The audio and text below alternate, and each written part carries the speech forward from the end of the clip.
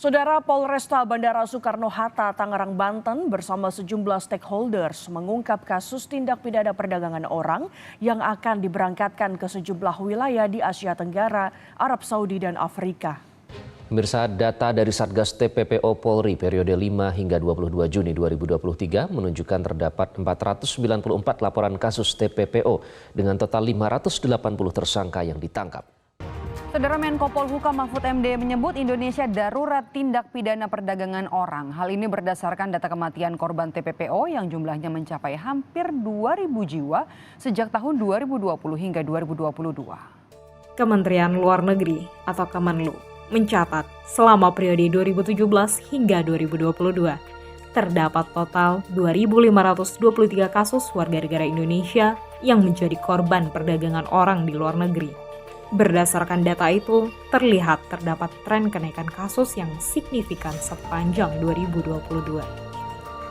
Menteri Pemberdayaan Perempuan dan Perlindungan Anak, Igusti Ayu Bintang Darmawati, menyoroti kasus perdagangan orang sebagai kejahatan luar biasa. Dia menilai tindak pidana ini merupakan praktik pelanggaran terburuk terhadap hak asasi manusia.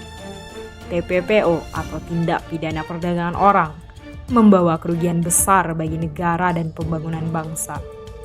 Penelitian Global Financial Integrity pada 2017 memperkirakan bahwa secara global rata-rata dalam suatu tahun 1,6 triliun dolar hingga 2,2 triliun dolar dihasilkan dari kejahatan transnasional termasuk TPPO.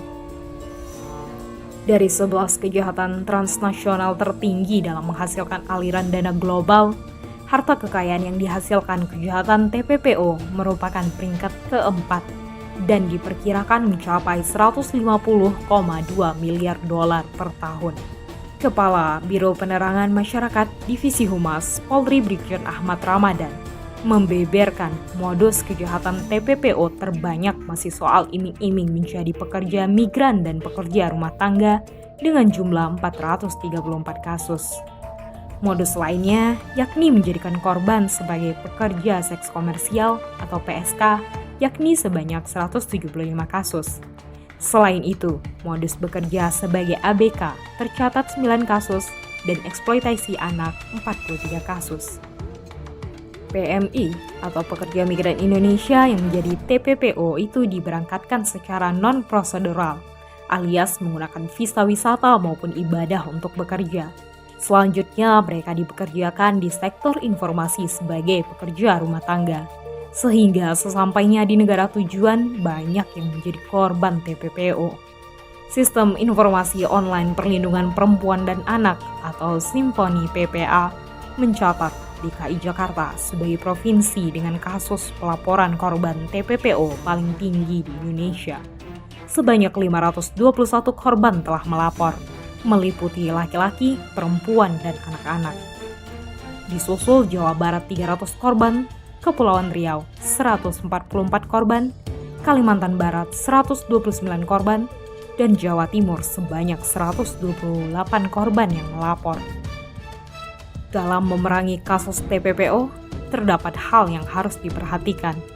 Peningkatan koordinasi antara satuan tugas penanganan TPPO dari pusat hingga daerah, sampai ke tingkat desa atau kelurahan dalam upaya mencegah memberantas praktik perdagangan orang.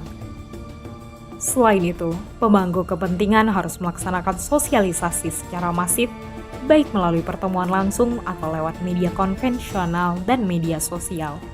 Pemerintah tambahnya juga perlu memperketat pembuatan dokumen perjalanan. Pemerintah juga harus memperkuat pengawasan di pintu-pintu keberangkatan, baik bandar udara maupun pelabuhan internasional. Merekomendasikan kepada Kementerian Komunikasi dan Informasi untuk memblokir situs-situs dan akun media sosial yang biasa dipakai untuk menawarkan pekerjaan yang sebenarnya penipuan untuk perdagangan orang.